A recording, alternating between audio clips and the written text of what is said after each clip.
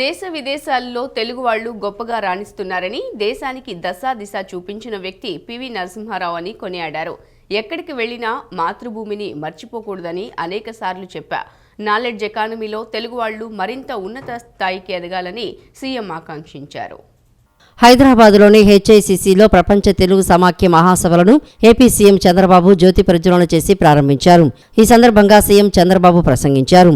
ప్రపంచం నలుమూలలా ఉన్న వివిధ దేశాల తెలుగు సమాఖ్యల అధ్యక్షులు ఇక్కడకు వచ్చారని సీఎం చంద్రబాబు అన్నారు. తన జీవితంలో ఇది చాలా సంతోషకరమైన రోజని పేర్కొన్నారు. ప్రతి 2 ఏళ్లకు ఒకసారి ఈ ఉత్సవాలు జరుపుకుంటున్నామని, ఎన్టీఆర్ చేతుల మీదుగా ఈ కార్యక్రమం ప్రారంభమైందని గుర్తు చేశారు. అనంతపురం నుంచి ఆదిలాబాద్ వరకు, శ్రీకాకుళం నుంచి పాలమూరు వరకు తెలుగువారు ఎక్కడ ఉన్నా ఒకటేనని అన్నారు. హైదరాబాద్ గురించి ఆ రోజు తాను చెప్పింది ఇవాళ నిజమైందని సీఎం చంద్రబాబు పేర్కొన్నారు. ఆనాడు ఐటీ అంటే అనేక మంది ఎగతాళి చేశారని, విదేశాల్లో అనేక మంది తెలుగువారు పారిశ్రామికవేత్తలుగా మారారని తెలిపారు. అమెరికాలో మన తెలుగు వాళ్లే ఎక్కువ ఆదాయం సంపాదిస్తున్నారని, మీరు ఏ దేశానికి వెళ్లినా అద్భుతంగా రాణించిన తెలుగు వాళ్లే కనిపిస్తారని తెలిపారు. ఉన్నత చదువులకు అమెరికా వెళ్లిన వారిలో 55% తెలుగు వాళ్లే ఉన్నారని పేర్కొన్నారు. ఎక్కడికి వెళ్లినా మాతృభూమిని మర్చిపోకూడదని అనేకసార్లు చెప్పాము. నాలెడ్జీ ఎకానమీలో తెలుగు వాళ్లు మరింత ఉన్నత స్థితికి ఎదగాలని సీఎం ఆకాంక్షించారు. తెలుగు వారికి ప్రపంచంలో మొట్టమొదటిసారిగా గుర్తింపు తెచ్చిన ఏకైక వ్యక్తి నందమూరి తారక రామారావు గారు. అంత మునుపు మదరాసి అని పిలిచే పరిస్థితి నుంచి ఏదో ఆ రోజు ఎన్టీ రామారావు గారు చూపించిన చొరవ వల్ల తెలుగు వారి ఆత్మగౌరవం ప్రపంచం అంతా కూడా ఇనుమడించే పరిస్థితికి వచ్చింది. అదే సమయంలో పొట్టి శ్రీరాములు కూడా గుర్తుపెట్టుకోవాల్సిన అవసరం ఉంది. ఆయన చేసిన త్యాగాలు ఎన్టీ రామారావు గారు చూశారు. ఎందుకంటే ఆయన ఆత్మార్పణ చేసి 58 రోజులు నీళ్లు కూడా దాక్కుండా ఉద్యమం చేసి ప్రాణత్యాగం చేసిన తర్వాతనే ఆంధ్రప్రదేశ్ రాష్ట్రం వచ్చింది. ఆ రాష్ట్రమే భాషా ప్రయుక్త రాష్ట్రాలకు నాంది పలికింది. అలాంటి వ్యక్తిని కూడా ఇలాంటి మహాసభల్లో గుర్తుపెట్టుకోవాలని చెప్పి మీ అందరినీ కోరుకుంటున్నా. ఇంకొక పక్కన ఈరోజు ఇక్కడ చూస్తే వరల్డ్ తెలుగు ఫెడరేషన్ 50 దేశాలకు పైగా 90 అసోసియేషన్ని అఫిలియేట్ చేశారు. నేను ఒకటే మీ అందరినీ కోరుతున్నా, ఎక్కడ కల్చరల్ అసోసియేషన్ ఉన్నా, ఎకనామిక్ అసోసియేషన్స్ ఉన్నా, లేకుంటే ఆ దేశంలో ఆర్గనైజేషన్స్ ఉన్నా, ఇవన్నీ కూడా కలిసి మనం ఆర్గనైజ్ చేసుకోవాల్సిన అవసరం ఉంది. వరల్డ్ తెలుగు ఫెడరేషన్ ద్వారా విశాఖపట్నంలో తెలుగు మ్యూజియం ఏర్పాటు చేశారు. నేనే 2015లో 10 కోట్ల రూపాయలు ఖర్చు పెట్టి చేశారు. ఇందిరాదత్ గారిని మనస్ఫూర్తిగా అభినందిస్తూ దానికి ఏం కావాలో అన్ని సహాయ సహకారాలు చేసి ఒక కల్చరల్ సెంటర్గా చేయడానికి అన్ని విధాలా చేస్తామని చెప్పి కూడా నేను మీకు తెలియజేస్తున్నా. ముఖ్యమంత్రి చంద్రబాబు నాయకత్వంలోని కూటమి ప్రభుత్వం ఎన్నికల హామీల అమలుకు కసరత్తు చేస్తోంది. మహిళలకు ఉచిత బస్సు పథకం ఏపీలో అమలు చేయనున్న నేపథ్యంలో క్షేత్రస్థాయిలో పరిస్థితులను తెలుసుకోవడంపై హోంమంత్రి వంగలపూడి అనిత నేతృత్వంలోని ప్రతినిధి బృందం కర్ణాటకలో పర్యటిస్తోంది. ఏపీలో మహిళలకు ఉచిత బస్సు పథకంపై అధ్యయనం కోసం మంత్రివర్గ ఉపసంఘం కర్ణాటక రాష్ట్రంలో పర్యటిస్తోంది. ఆ రాష్ట్ర రవాణా శాఖ మంత్రి రామలింగారెడ్డి సహా ఆర్టీసీ అధికారులతో ఏపీ మంత్రులు రాంప్రసాద్ రెడ్డి, అనిత, గుమ్మడి సంధ్యారాణి, ఇతర అధికారులు బెంగళూరులో సమావేశమయ్యారు. కర్ణాటకలో అమలవుతున్న మహిళలకు ఉచిత బస్సు ప్రయాణంపై మంత్రుల కమిటీ అధ్యయనం చేస్తోంది. ఏపీలోనూ అమలు చేయనున్న నేపథ్యంలో క్షేత్రస్థాయిలో పరిస్థితులను తెలుసుకోవడంపై హోంమంత్రి వంగలపూడి అనిత నేతృత్వంలోని ప్రతినిధి బృందం కర్ణాటకను సందర్శించింది. కర్ణాటక ప్రభుత్వ రవాణా బస్సుల్లో మహిళలకు ఉచిత ప్రయాణం కల్పిస్తోంది. శక్తి పథకం పేరిట అమలవుతున్న ఈ పథకం అమలు తీరుతెన్నులను తెలుసుకునేందుకు హోంమంత్రి అనిత, రవాణా శాఖ మంత్రి రాంప్రసాద్ రెడ్డి నేతృత్వంలోని ప్రతినిధి బృందం పర్యటించింది. బస్సుల్లో ప్రయాణించిన మంత్రులు ప్రయాణికులతో నేరుగా మాట్లాడి వారి అభిప్రాయాలను తెలుసుకున్నారు. ఈ పథకం అమలుతో అక్కడి మహిళా ప్రయాణికులకు కలుగుతున్న సౌకర్యం, లబ్ధిపై కర్ణాటక బస్సుల్లో ప్రయాణం చేస్తూ వివరాలు అడిగి తెలుసుకున్నారు. బెంగళూరులోని శాంతినగర్ BMTC బస్టాండ్లో పర్యటించింది. ప్రయాణికుల అభిప్రాయాన్ని అడిగి తెలుసుకున్నారు. పథకం వల్ల ఎంత ప్రయోజనం ఉంది, ఎలా ఉపయోగపడుతుంది అనే ప్రశ్నలు వేసి ప్రయాణికుల అభిప్రాయాలు తెలుసుకున్నారు. శక్తి పథకం వల్ల తమకి మేలు జరిగిందని, గతంలో బస్ పాస్ కోసం ప్రతి నెల 1200 రూపాయలు చెల్లించేవాళ్ళమని, ఇప్పుడు ఉచిత బస్సు ప్రయాణం వల్ల ఎంతో ప్రయోజనం పొందామని ఓ మహిళా ప్రయాణికురాలు మంత్రులకు వెల్లడించింది. రోడ్డు ప్రమాద కేసుల్లో బాధితులకు కేంద్ర ప్రభుత్వాల నుండి వచ్చే నష్టపరిహారం అందేలా చూసిన ప్రత్యేక చొరవ చూపిన నగర పోలీస్ కమిషనర్ ఎస్వి రాజశేఖర్ బాబు బాధిత కుటుంబాలు కృతజ్ఞతలు తెలియజేశారు. ఎన్టీఆర్ పోలీస్ కమిషనరేట్ను సాంకేతిక పరిజ్ఞానంలో దేశానికే తలమానికంగా నిలబెట్టాలనే ధ్యేయంతో స్మార్ట్గా వ్యవహరిస్తూ టెక్నాలజీని ఉపయోగిస్తూ పలు అద్భుతమైన కార్యక్రమాలు చేయటం జరుగుతోందని స్పష్టం చేశారు. నగరంలోని ఎన్టీఆర్ పోలీస్ కమిషనరేట్ రోడ్డు ప్రమాద కేసులో బాధితులకు కేంద్ర ప్రభుత్వాల నుండి వచ్చే నష్టపరిహారం అందే విషయంలో ఇన్సూరెన్స్ అధికారులు సమావేశం నిర్వహించారు. గుర్తు తెలియని వాహనాలు ఢీకొని మరణించడం, శాశ్వత అంగవైకల్యం పొందిన వారికి సుప్రీంకోర్టు తీర్పు మేరకు మరణించిన వారి కుటుంబాలకు 2 లక్షలు, శాశ్వత అంగవైకల్యం పొందిన వారికి 50,000 రూపాయలను కేంద్ర ప్రభుత్వం నష్టపరిహారంగా చెల్లిస్తోందన్నారు. ఎన్టీఆర్ జిల్లా నగర పోలీస్ కమిషనరేట్ పరిధిలో రోడ్డు ప్రమాద బాధితులను ఆర్థికంగా ఆదుకొని న్యాయం చేయాలనే సహృదయంతో పోలీస్ కమిషనర్ రాజశేఖర్ బాబు రోడ్డు ప్రమాద కేసుల ఛేదనకై ప్రత్యేక బృందాన్ని ఏర్పాటు చేశారు.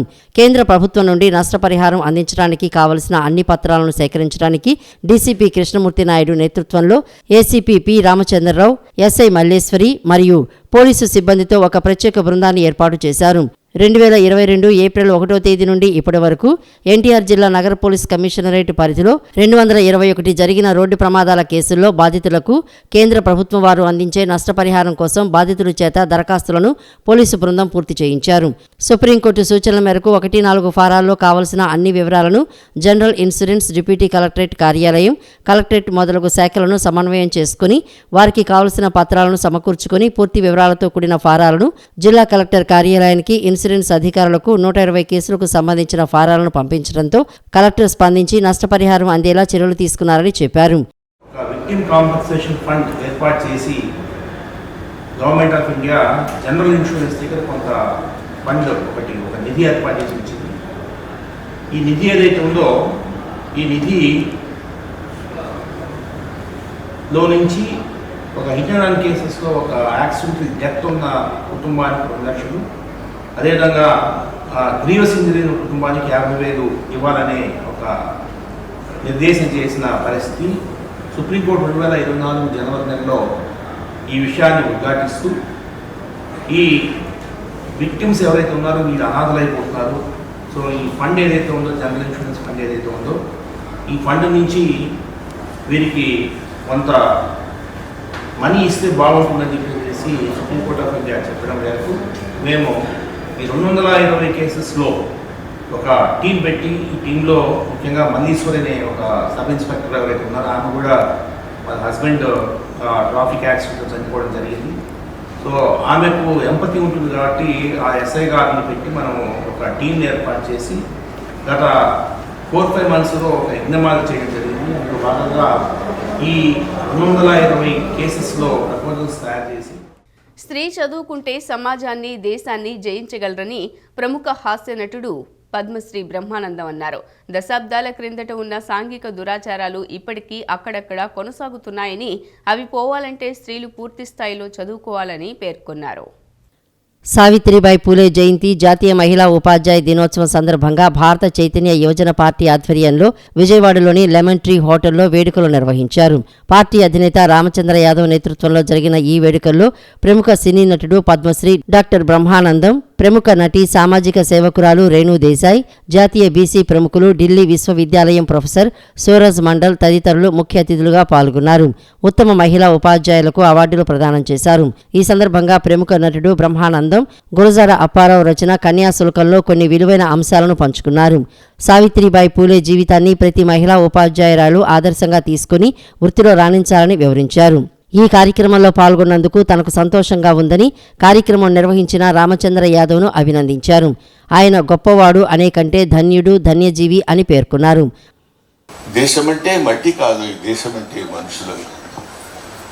తిండి కలిగితే కండగలగదు, కండగలవాడైన మనుషులు. మంచి అన్నది మాల అయితే ఈ మాల నేను అవుతానన్నట్టు గురజాడ అప్పారావు గారు. ఆయన ఎందుకు చెప్పాడంటే, మనం ఇక్కడ నిలబడ్డాం, నువ్వే దగ్గర అనే రోజులు ముట్టుకోకూడదు, స్పృశించకూడదు. ఒక మనిషిని ఇంకొక మనిషి ముట్టుకోకూడదు. జంతువులకు కూడా లేదా అభిప్రాయం, చక్కగా కలిసిమెలిసి ఉంటాయి. మానవుల్లోనే అంత దరిద్రమైనటువంటి అభిప్రాయాలు వచ్చిన రోజుల్లో కాదు కాదు అందరం ఒకటే అనే ఆలోచన ఎందుకు రాదు? ఇక్కడిని మట్టి నేను ముట్టుకున్నప్పుడు అక్కడెక్కడో హైదరాబాద్లో ఉన్న మట్టి ఒకటే కదా, ఇక్కడ నేను నిలబడ్డప్పుడు అతను కూడా నిలబడ్డట్టే కదా, ఇక్కడ నేను ఇది ముట్టుకుంటే అతను కూడా ముట్టుకున్నట్టే కదా. We are all one, God is one, earth is one, everything is one, oneness అనేటువంటిది స్త్రీలు పురుషుడు పిల్లలు పెద్దలు అనేటువంటి తారతమ్యాలు లేకుండా అందరూ ఒకటే, అందరూ చదువుకోవచ్చు, అందరికీ విజ్ఞానం కావాలి. Knowledge is power, తమసోమ జ్యోతిర్గమయ. భారత చైతన్య యువజన పార్టీ అధినేత బోడే రామచంద్ర యాదవ్ మాట్లాడుతూ దేశంలోని మహిళల కోసం, పేదల కోసం, ఆడపిల్లల చదువుల కోసం జీవితాన్ని ధారపోసిన సావిత్రిబాయి పూలేకి భారతరత్న అవార్డు ఇచ్చి గౌరవించాలని డిమాండ్ చేశారు. ఈ మేరకు తాను కేంద్ర హోంశాఖ మంత్రి అమిత్ షాకి పార్టీ తరపున తాను లేఖ రాస్తానని తెలియజేశారు. ఆడపిల్లలు బయటకు వస్తేనే తప్పు అనుకునే దేశంలో పూలే ఇంట్లో భర్త సాయంతో చదువుకొని తాను దేశంలోని మహిళా విద్యకు ఆరంభ జ్యోతి వెలిగించారని పేర్కొన్నారు. ఆమె చదువును నేర్చుకుని కోట్లాది మందికి స్ఫూర్తి పాఠంగా నిలిచారని తెలిపారు. ఆనాడున్న పరిస్థితుల్లో, ఆనాడున్న సామాజిక సాంప్రదాయాల వల్ల కావచ్చు, అనేక రకాల కారణాల వల్ల కావచ్చు, ఎన్నో రకాల ఇబ్బందులు ఎదుర్కొన్నారు. ఆ రోజు ఎన్నో రకాల అవమానాలు ఎదుర్కొన్నారు. వాళ్ళ సొంత కుటుంబము ఈ దంపతుల్ని వెలివేసే లాంటి అనేక రకాల ఇబ్బందులు ఎదుర్కొన్న వేటికి తలొక్కకుండా ఒక మంచి ఆశయం కోసం పోరాడుతున్నారు. కాబట్టి ముందుకొచ్చి పోరాటం చేస్తే మన ఆశయం మంచిదైనప్పుడు, మన సంకల్పం మంచిదైనప్పుడు భగవంతుడి తోడ్పాటు ఉంటుంది. అదేవిధంగా సమాజము మనకు మద్దతు ఇస్తుంది అని చెప్పడానికి ప్రత్యక్ష ఉదాహరణ మన పూలే గారు చేసిన పోరాటం అని మనం చెప్పొచ్చు. సినీ నటి, సామాజిక సేవకురాలు రేణుదేశాయ్ మాట్లాడుతూ సావిత్రిబాయి పూలే జన్మించిన ప్రాంతంలోనే తాను జన్మించడం తన పూర్వజన్మ సుకృతమని, ఎంతో గర్వంగా ఉంటుందని అన్నారు. చిన్ననాటి నుండి సావిత్రిబాయి కథలు వింటూ చదువుతూ పెరిగాం. ఇప్పుడు ఆమె గురించి నిర్వహిస్తున్న కార్యక్రమంలో అతిథిగా పాల్గొనడం, మాట్లాడడం ఆనందంగా ఉందని తెలిపారు. తెలుగుదేశం పార్టీ అధికారంలోకి వస్తే బీసీలకు ఒక పెద్ద పండుగ అని విజయవాడ సెంట్రల్ నియోజకవర్గ ఎమ్మెల్యే బోండా ఉమా మహేశ్వరరావు తెలిపారు. రజకులకు ద్రోహం చేసే విధంగా గత ప్రభుత్వం రజకుల కళ్యాణ మండపాన్ని, సచివాలయాలు ఏర్పాటు చేశారని విమర్శించారు.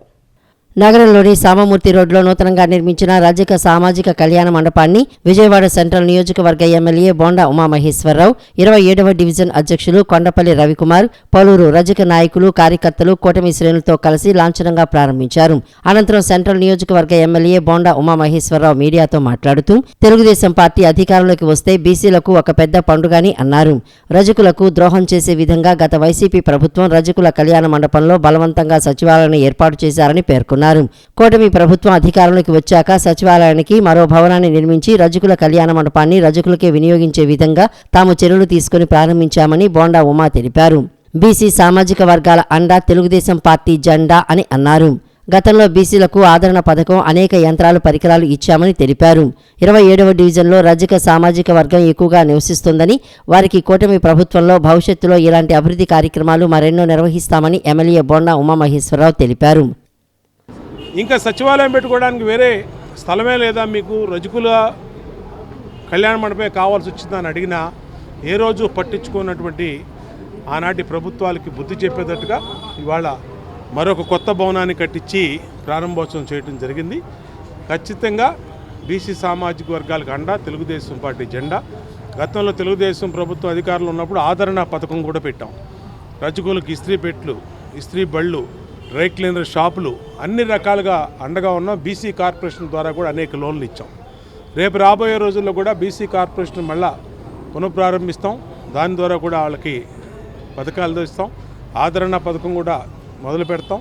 ఖచ్చితంగా ఈ ప్రభుత్వం బీసీ వర్గాలకు అండగా ఉంటుంది. 27వ డివిజన్ రజక సామాజిక భవనాన్ని ప్రారంభించుకోవడం సంతోషంగా ఉందని 27వ డివిజన్ అధ్యక్షులు కొండపల్లి రవికుమార్ అన్నారు.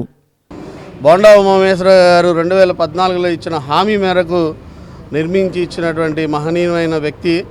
ఆ వ్యక్తి చేతే మళ్ళీ ఈ కళ్యాణ మండపాన్ని ప్రారంభించుకోవడం మా అందరికీ కూడా చాలా ఆనందదాయకంగా ఉంది. ఇంకోటి ఏమంటే, పేదల పక్షపాతి అయినటువంటి బోండా ఉమామహేశ్వరరావు రజకులంటే విపరీతమైనటువంటి ప్రేమ, అభిమానం ఉన్నటువంటి వ్యక్తి. ఆ మాట ఎందుకు చెప్తున్నా అంటే, 2014లో మా వదిన గారికి అంటే రజకులకి, ఒక రజకులకి కార్పొరేటర్ టికెట్ ఇచ్చినటువంటి మహనీయమైన వ్యక్తి. టికెట్ ఇవ్వడమే కాకుండా ఆయన గెలుపు బాధ్యతను కూడా ఆయన భుజాన వేసుకుని గెలిపించినటువంటి వ్యక్తి కూడా బోండా ఉమామహేశ్వరరావు.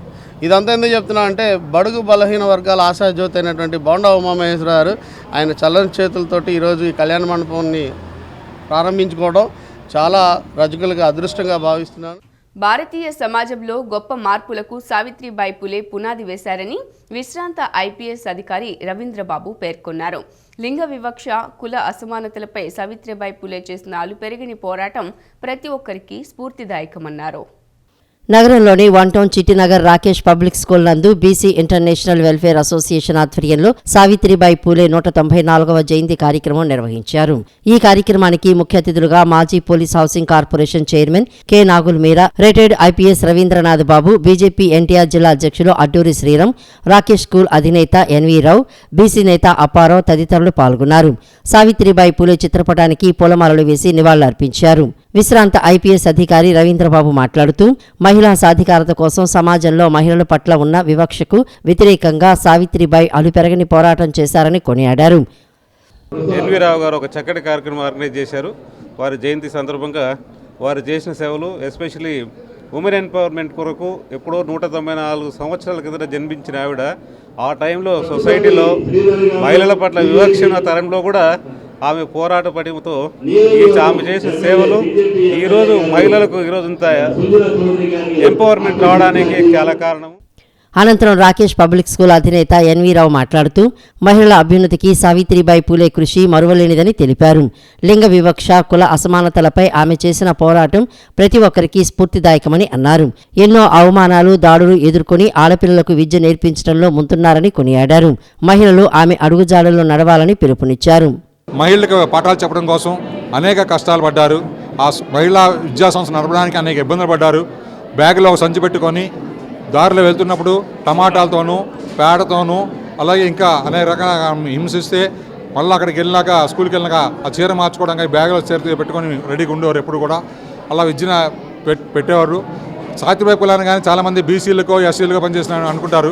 కాదు, అగ్ర కులాల్లో బ్రాహ్మణుల్లో ఉన్నటువంటి మహిళలకు, విధవరాళ్లకు కూడా అనేక సేవా కార్యక్రమాలు చేసిన మహానుభావురాలు ఆవిడ. అలాగే ఈ సమాజం అభివృద్ధి చెందాలంటే విద్య ఒకటే మార్గం అని ఆమె బోధించారు. మనం కూడా విద్య చదువుకొని బాగా ఉన్నత స్థాయికి రావాలని చెప్పేసి అనుకుంటున్నాం. సీఎం చంద్రబాబు ఆర్యవైశ్యులకు సముచిత స్థానం కల్పించడం తమకెంతో ఆనందంగా ఉందని శ్రీ వాసవి ఫౌండేషన్ చైర్మన్ వైవీకే నరసింహారావు పేర్కొన్నారు.